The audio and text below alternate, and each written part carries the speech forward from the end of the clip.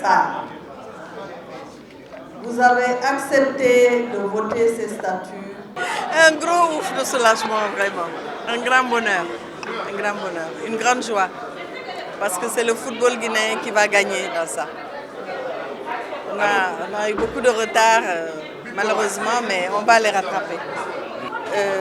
En principe, on a adopté aujourd'hui, maintenant on va mettre en place les commissions électorales et de recours. Le processus va se poursuivre parce qu'on vous a dit que les votes vont se faire de la base au sommet. On reprend tout depuis les districts, l'intérieur du pays. Il y aura un renouveau du football guinéen et cela est très important. Donc que les personnes intéressées se préparent, n'est-ce pas?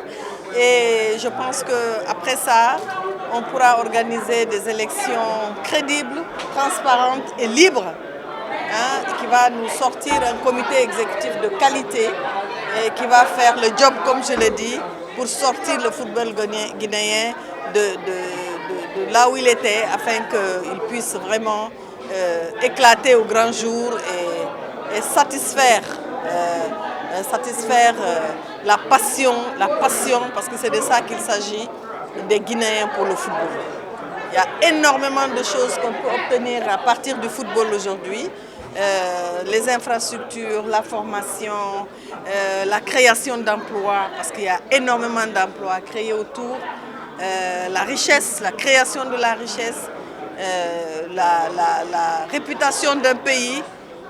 Donc vraiment, le football est devenu stratégique, le football est devenu un business. Il faut que la Guinée puisse en profiter et que vous les jeunes, vous puissiez vraiment aussi gagner votre vie à travers ça, comme ça se passe partout ailleurs. Vous vous concertez, mais vous êtes deux là, attendez madame, tenez.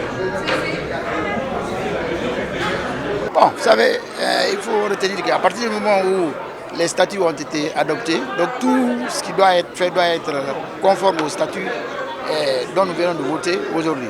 Je pense que l'étape suivante, ce sera la mise en place de la commission électorale et la commission électorale de recours selon quelques délais réglementaires, si je ne me trompe pas, 30 jours au minimum. Quoi. Donc je pense qu'il faut jeter coup d'œil dans les statuts votés, mais il faut cette étape d'abord, il faut mettre en place ces deux organes électoraux avant de passer maintenant à l'étape suivante.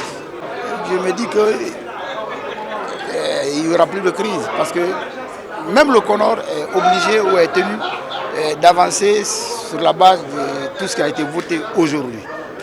Donc, je vous dis, normalement la mise en place de la commission électorale et la commission électorale de recours, les deux sont une étape extrêmement importante parce que c'est après la mise en place de ces organes électoraux, je pense que ce sera à ces organes électoraux d'organiser des élections ou d'organiser les autres étapes, notamment la mise en place des bureaux des districts, des ligues régionales et le congrès électif, normalement qui est prévu à travers un programme proposé aussi par le CONOR aussi. 64 au lieu de 65. Je voudrais, s'il vous plaît, avec votre permission, mais ce jour, c'est une autre image, l'ambiance qui prévalait dans cette salle. On peut dire que la crise est derrière nous désormais avec l'adoption de ces statuts.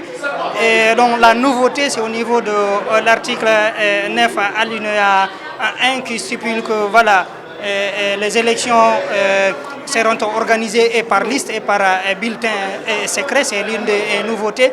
Et voilà, c'est cela. Et chaque liste doit comporter au moins trois femmes dans la liste. C'est vous dire qu'il y a de la nouveauté dedans et cela va donner de facto le résultat escompté. Le résultat escompté, c'est quoi? C'est de mettre fin à la transition, normaliser la chose et ramener le football sur les rails à travers l'élection d'un bureau exécutif, puisque c'est une crise nourrie par les acteurs du football. Et s'ils décident de revenir autour de la table et adopter les statuts pour mettre terme à cette crise, je pense que ça passe par cette assemblée. Et nous avons vu cela, 65 sur 65 votants, c'est un record.